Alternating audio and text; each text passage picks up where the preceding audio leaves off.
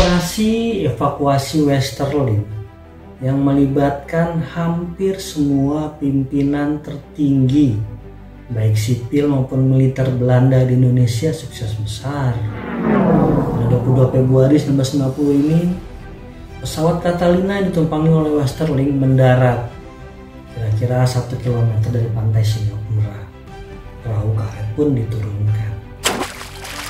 Dalam bukunya The Endling, Westerling memaparkan bahwa perahu karetnya itu ternyata bocor dan kemasukan air. Mujur dia diselamatkan oleh satu kapal penangkap ikan Tionghoa yang membawanya ke Singapura. Setibanya di Singapura, Westerling segera menghubungi teman-teman Tionghoanya tadi.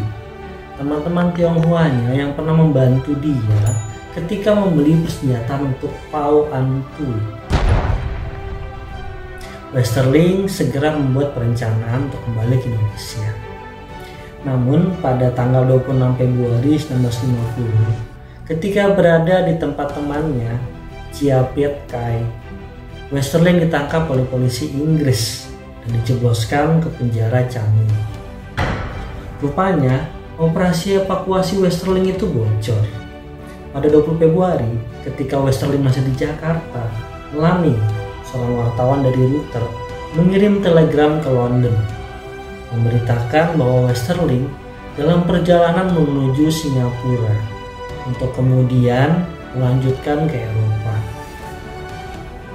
Pada 24 Februari, Agence France, kantor berita Prancis lah yang pertama kali memberitakan bahwa Westerling telah dibawa oleh militer Belanda dengan pesawat Catalina dari Dinas Penerbangan Angkatan Laut Belanda ke Singapura. Setelah itu, pemberitaan mengenai pelarian Westerling ke Singapura ini muncul di majalah mingguan Amerika Serikat, Life. Soal skandal operasi pelarian Westerling ini, kamu bisa tonton di sini. Nah, pemberitaan di media massa itu tentu sangat memukul dan memalukan pimpinan sipil dan pimpinan Belanda di Indonesia. Sementara itu, setelah mendengar bahwa Westerling telah ditangkap oleh polisi Inggris di Singapura, pemerintah RIS langsung mengajukan permintaan kepada otoritas di Singapura agar Westerling diekstradisi ke Indonesia.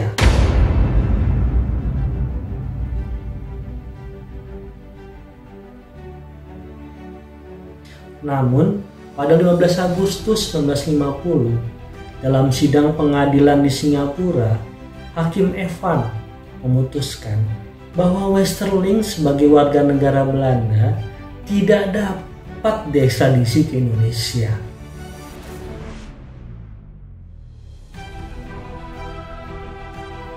Sebelumnya, sidang kabinet Belanda pada 7 Agustus juga telah memutuskan bahwa setibanya nanti Westerling di Belanda, dia akan segera ditahan.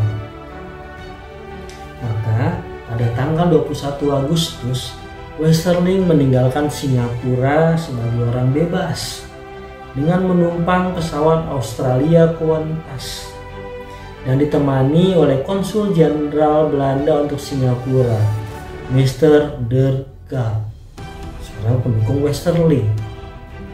Westerling sendiri ternyata tidak langsung dibawa ke Belanda, di mana dia akan segera ditahan. Namun dengan izin Van de Gaal tadi, dia turun di Brussel, Belgia. Dia segera dikunjungi oleh wakil-wakil orang Ambon dari Den Haag yang mendirikan Yayasan Kesetiaan Abadi. Mereka merencanakan untuk kembali ke Maluku untuk menggerakkan pemberontakan di sana.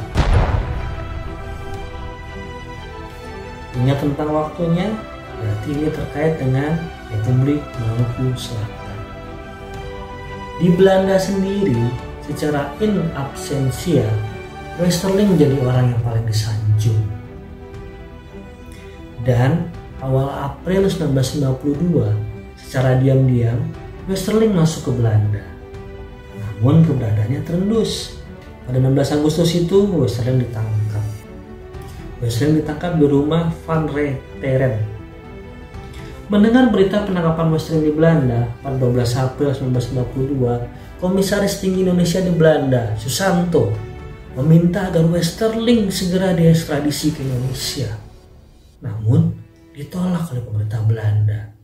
Dan bahkan sehari setelah permintaan ekstradisi itu, pada 13 Mei, Westerling dibebaskan dari tahanan. Tapi puncak pelecehan Belanda terhadap bangsa Indonesia terlihat pada keputusan Mahkamah Agung Belanda pada 31 Oktober 1952. Dinyatakan di situ bahwa Westerling adalah warga negara Belanda sehingga tidak akan diekstradisi ke Indonesia.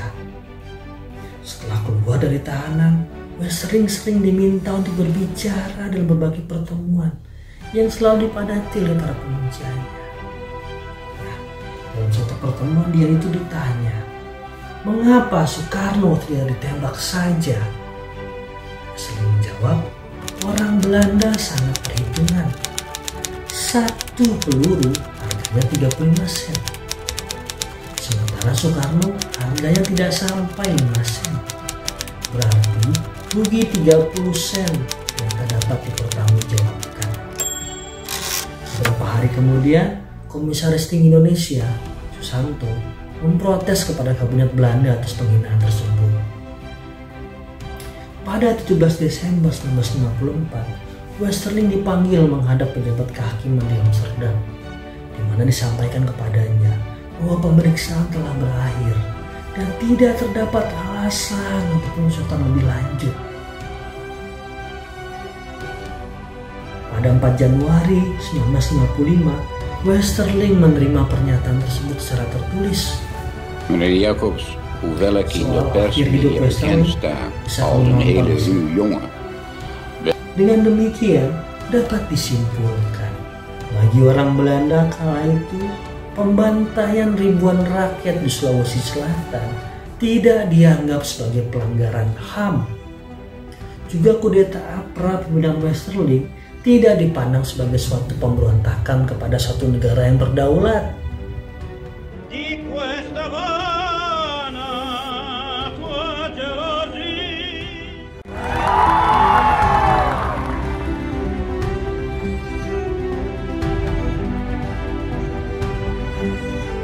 Demikian kisah Westerling.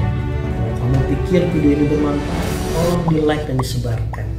Jangan lupa subscribe dan nyalakan notifikasinya biar kamu tidak ketinggalan video-video selanjutnya.